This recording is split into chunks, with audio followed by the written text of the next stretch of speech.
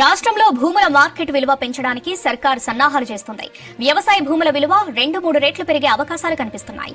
అపార్ట్మెంట్ల ధరలను కొద్దిగా పెంచనున్నారు. కేబినెట్ ఆమోదం తర్వాత మే లేదా జూన్లో కొత్త ధరలు అమల్లోకి రానున్నాయి. రాష్ట్రంలో వ్యవసాయ భూముల మార్కెట్ వాల్యూ భారీగా పెరగనుంది. వచ్చే నెలలో లేదా జూన్లో పెరిగిన మార్కెట్ వాల్యూను అమల్లోకి తీసుకొచ్చేలా ప్రభుత్వం కసరత్తు చేస్తోంది. ఇప్పటికే ప్రతిపాదనలు సిద్ధమయ్యాయి.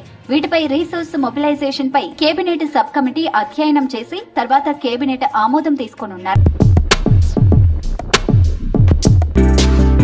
రాష్ట్రంలో కాంగ్రెస్ అధికారంలోకి వచ్చిన తర్వాత ఇప్పటి వరకు భూముల విలువ పెంచలేదు. ఇప్పుడు మొదటిసారి మార్కెట్ వాల్యూను సవరించనున్నారు. స్టాంప్ డ్యూటీ విషయంలోనూ ప్రభుత్వం నిర్ణయం తీసుకునే అవకాశం ఉందని అధికారులు చెబుతున్నారు.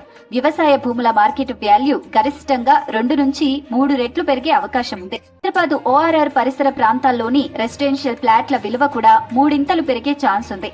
అలాగే అపార్ట్మెంట్లలోని ఫ్లాట్ల మార్కెట్ విలువ కొద్దిమేర పెరగనుండగా కమర్షియల్ స్పేస్ రేట్లు మాత్రం తగ్గనున్నట్లు తెలుస్తోంది.